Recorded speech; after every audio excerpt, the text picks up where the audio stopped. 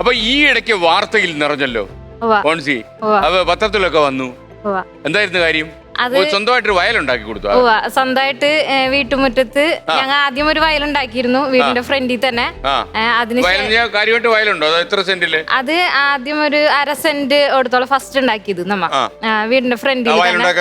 അത് മക്കളെ പഠിപ്പിക്കാൻ വേണ്ടി നെല്ല് എങ്ങനെ ഉണ്ടാവണേ, ചോറ് എങ്ങനെ, അരി എങ്ങനെ ഉണ്ടാവണേ എന്നൊക്കെ പഠിപ്പിക്കാൻ വേണ്ടിട്ടാണ് അവർക്കത്. അങ്ങനെ കുട്ടികൾ ചോദിച്ചായിരുന്നു. നമ്മളൊരുമിച്ചിരുന്നാണ് ഭക്ഷണം കഴിക്കണതൊക്കെ. അപ്പൊ അവരിങ്ങനെ ചോദിക്കും.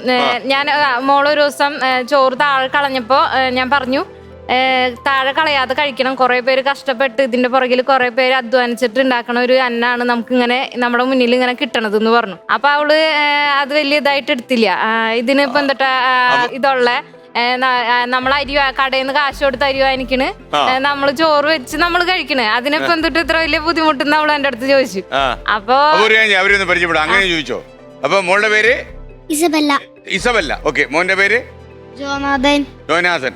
മോന്റെ പേര് ആ പേര് പിന്നെ എനിക്ക് കിട്ടിയില്ല. അവനെ എസക്കി എന്നാണ് ഞങ്ങൾ വിളിക്കുന്നത്. അപ്പൊ എസക്കിയേൽ എന്നാണ്. ഉണ്ടോ? എസക്കിയേൽ കറക്റ്റ് വിളിച്ചപ്പോ കേട്ട്. അപ്പൊ ഇത് ജോൺസൺ, സാക്ഷാൽ ജോൺസൺ അല്ലേ? പോൺസിയുടെ ജോൺസൺ. ഓക്കെ. അമ്മജി നമ്മള് പരിചയപ്പെട്ടല്ലോ. അമ്മജിയുടെ പേരെന്താ? ലിസി. അമ്മജി ആ സിസ്റ്ററെ പരിചയപ്പെട്ടതിന് ശേഷം ഉടനെ സ്ഥലം വിടാൻ കാര്യം എന്തോ? പിന്നെ കല്യാണൊക്കെ ആയി, അത് കഴിഞ്ഞിട്ട് പിന്നെ പോവാൻ പറ്റിയില്ല. കുറെ കൊല്ലത്തിന് മുമ്പല്ലേ? 32 വർഷമായി. അപ്പൊ ഇതില് ഈ മോളാണ് ചോദിച്ചത് അല്ലേ, ഈ അരി എങ്ങനെ ഉണ്ടാക്കുന്നത് അല്ലേ, അത് നെല്ല് എങ്ങനെ ഉണ്ടാക്കുന്നത്, ചോറ് എങ്ങനെ ഉണ്ടാക്കുന്നത് ചോദിച്ചു.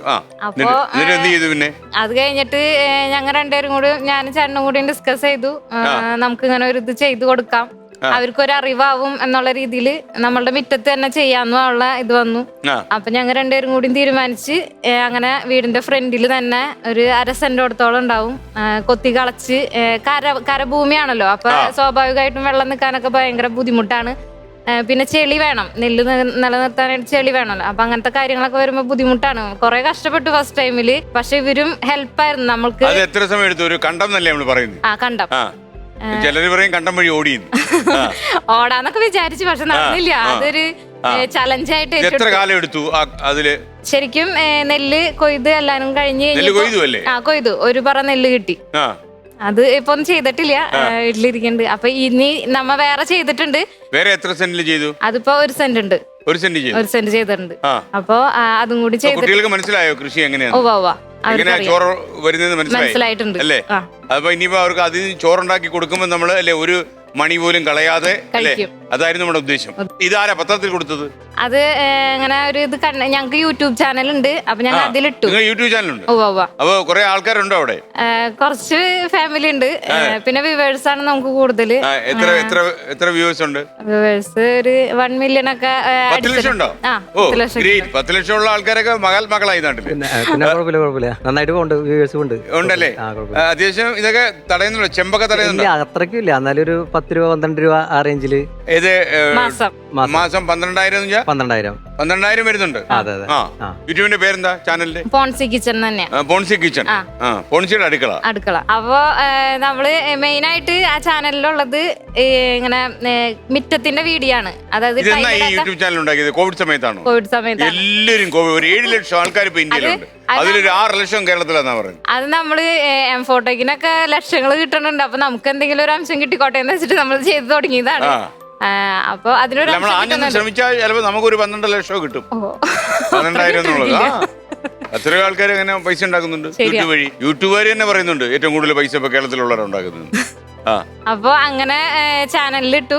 അപ്പൊ അത് കണ്ടിട്ടാണ് മക്കളെ പാഠം പഠിപ്പിക്കുന്ന ഒരമ്മ എന്ന് പറഞ്ഞിട്ട്, മക്കളെ പാഠം പഠിപ്പിക്കുന്ന അമ്മ, മാതൃഭൂമി പേപ്പറിൽ ആള് വന്ന് എടുത്ത്, പിന്നെ ന്യൂസ് ആയിട്ട് വന്നു മാതൃഭൂമി ന്യൂസിൽ. പിന്നെ അത് കഴിഞ്ഞിട്ടാണ് അങ്ങനെ പിന്നെ കുറെ അവസരങ്ങളൊക്കെ തേടി വന്നത്. കഴിഞ്ഞപ്പോ പോൺസിയുടെ പൊതുവെ ഒരു സാമ്പത്തിക സ്ഥിതിയൊക്കെ എങ്ങനെ? വീട്ടില് അത്യാവശ്യം കുട്ടിക്കാലത്തൊക്കെ അത്യാവശ്യം പൈസ ഉണ്ടായിരുന്നു?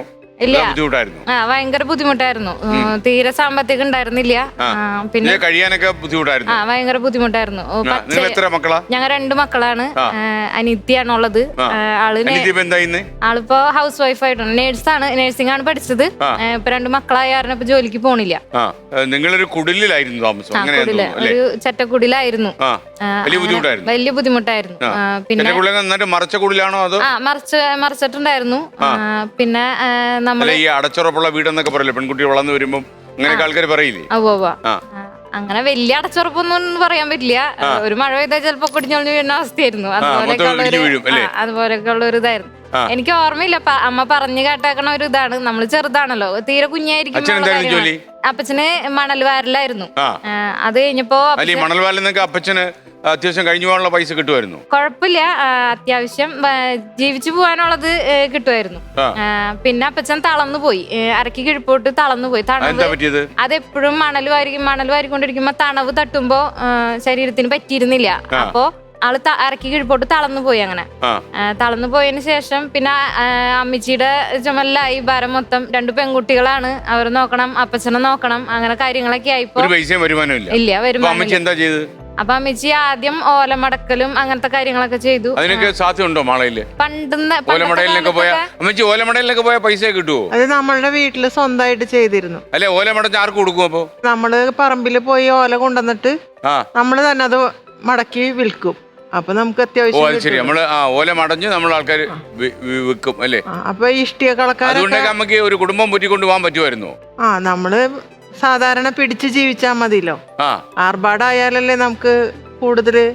എന്തായാലും ഉച്ചയ്ക്ക് ഊണ് കഴിക്കണം, രാത്രി കഞ്ഞി കുടിക്കണം, ഇത്രയൊക്കെ വേണ്ടി രാവിലെ ഒരു ചെറിയ നാട്ടുകാർ വരുന്ന ബ്രേക്ക്ഫാസ്റ്റ്. പിള്ളേരെ അത്യാവശ്യം പട്ടിണി കൂടാതെ കൊണ്ടുനടക്കണം. അത്രേ ഉള്ളൂ. അത്രേ ഉള്ളൂ. അതിൽ അമ്മച്ചി വിജയിച്ച്. സൂപ്പർ.